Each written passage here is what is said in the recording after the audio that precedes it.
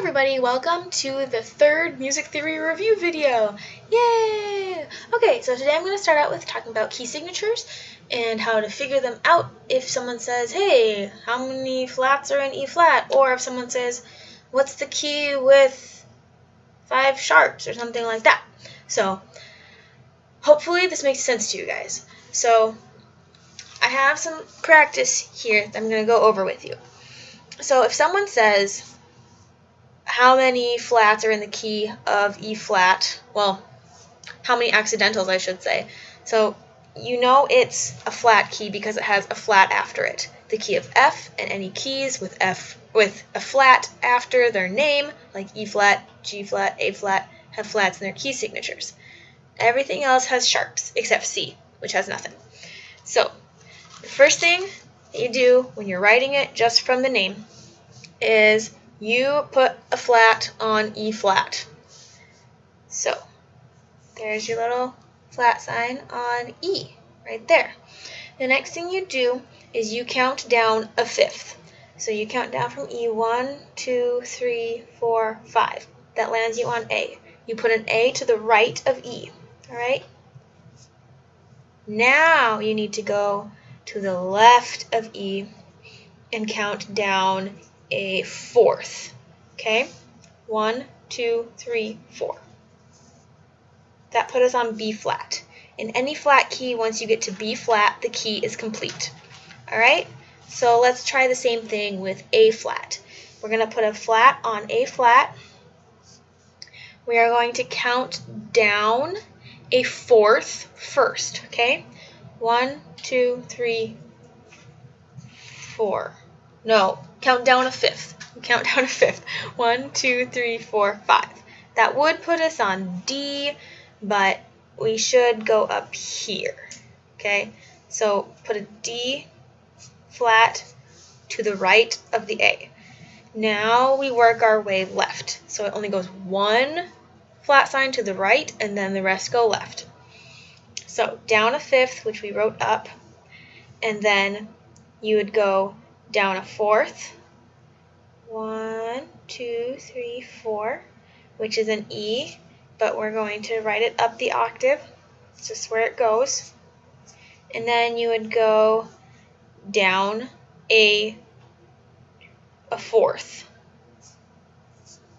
And then we ended up on B, so we finish. So the pattern is you start here. When you go to the right, you go down a fifth. After that, going left, on everything you count down a fourth. Okay? So I'm actually going to do one more on a flat.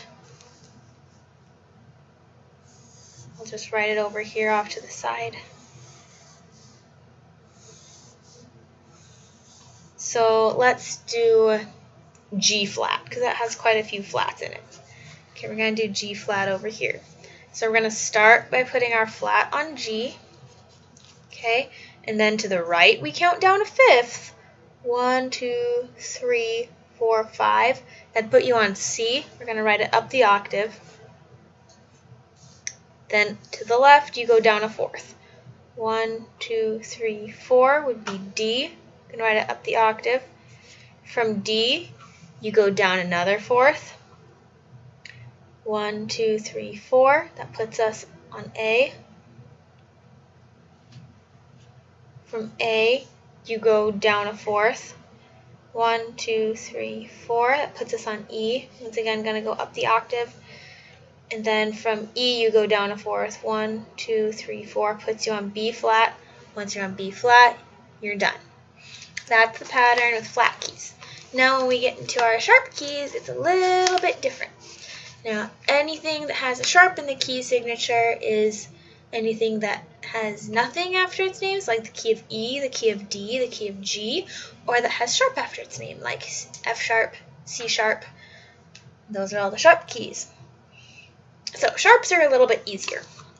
If we were going to write an F sharp, we would want to think one letter name below F. So one line or space below F is E. Okay?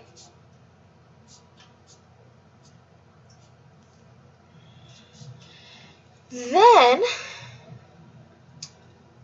you go to the left and you count up by a fourth rather than down by a fourth going left like we did on flats. You can remember that because flats lower the pitch and sharps raise the pitch. So you would go down a fourth, or excuse me, up a fourth. So from E, 1, 2, 3, 4 puts us on A. A up 4, 1, 2, 3, 4 puts us on D. From D up a fourth, 1, 2, 3, 4 puts us on G. G up a fourth, 1, 2, 3, 4 puts us on C. Running out of room here.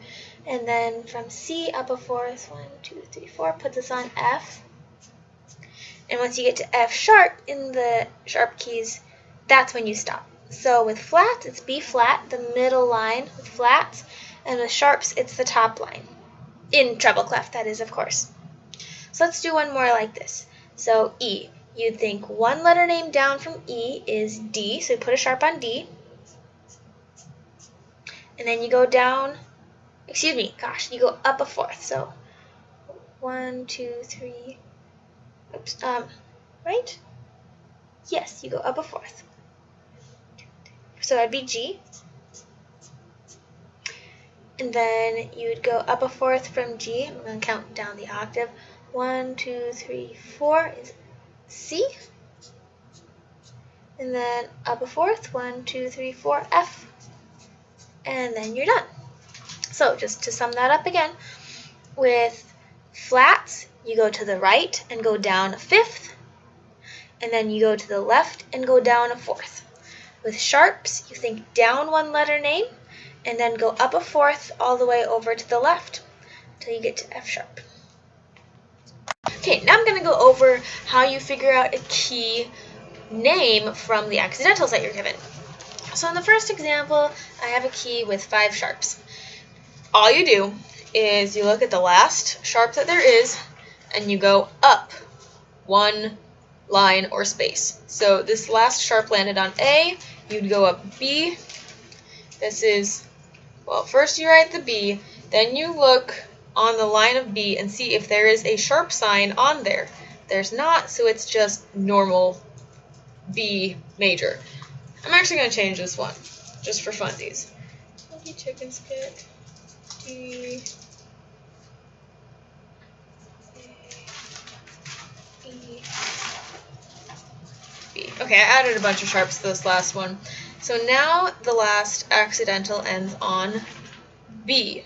So you would go up 1, and the line or space above that, happens to be a space, is C. So it's C, but is it just C? You gotta look, oh look, there's a sharp sign on C right there, which means this is the key of C sharp.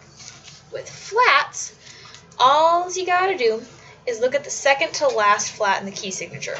So this second to last flat is A. It is a key of A flat major.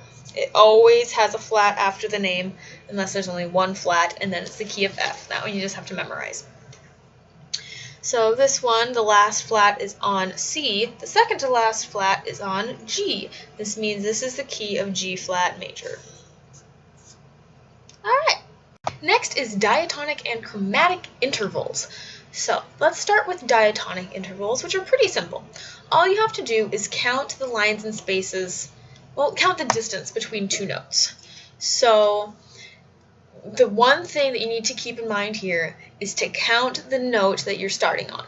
So let's say, oh, I should have had this drawn out ahead of time.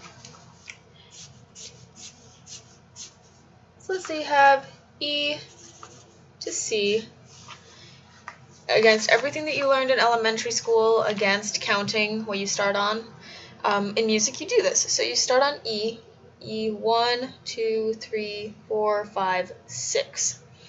So you count the line or space that you start on, you count the line or space that you end on, and that would make this a 6th. There's no sharps or flats or anything in here, meaning that this is a diatonic interval and is one of two things. It's either major or perfect. And perfect intervals are fourths, fifths, octaves, and unisons. Major intervals are everything else. So this would be a major sixth. Now, chromatic intervals get a little more interesting. Once you start getting these symbols in here, these accidentals, some things can change. It's not just any old sixth, it's an augmented or minor or diminished, whatever. So in this first example I have, instead of E to C, I have E to C sharp. That makes it augmented because the space between them grew. To make it minor, the space shrunk, so C was flatted. And to make it even more small, diminished, I have a double flat on the C. The same can be done from the bottom though. So if I lower E, that makes the space between C and E greater. So that would actually also be augmented. If I raise E by a half step, that would make the space between E and C smaller, so that would be minor. And if I raise E again with E double sharp, that would make the space even smaller between C and E, and so that would be diminished. Okay, the last thing we're going to cover is how to remember the scale degrees and their Roman numerals and the names that correlate with them. So here I have them all written out. So 1 is your tonic. That is the first note of the scale that the key is built off of. And so one way that I can remember that tonic is 1. It's the base that everything's built off of. So you can see like there's this little stick here with a nice big base on the bottom to keep it nice and steady. So it's what everything's based off of. Now supertonic, you have 2 tonics and then they're super. It's just going off with how the Roman numeral looks. So you have 2 together, they are better than just the 1. They are super tonic. Now with 3, it's mediant. So think of this as the interstate. This is like I-29 north. This is like I-29 south. And in the middle, we have the median. Mediant. So you have a middle little stick here, and that's, you remember that 3 is the median. Now these 3, the subdominant, dominant, and submediant, we have to all look at together to help us remember it. I call it the sub-sandwich. So you have subdominant coming before the dominant, submediant coming after dominant, and then dominant is in the middle. So if you can just remember that dominant is 5, remember that before it is, of course, subdominant, and after it is submediant. So you have a sub on either side of the dominant. And then with your leading tone, this one's super dorky. So you have this, the V part of the Roman numeral, but then you also have each of these, and when you connect them all, you can kind of see in here, this makes an L, and this makes a T, and that's your leading tone, or ha ha ha. Look at that. Okay, so yeah, I know it's really dorky, but hopefully that helps you remember the scale degrees and what they're named. I had a lot of trouble with that when I was in theory, so hope that helps.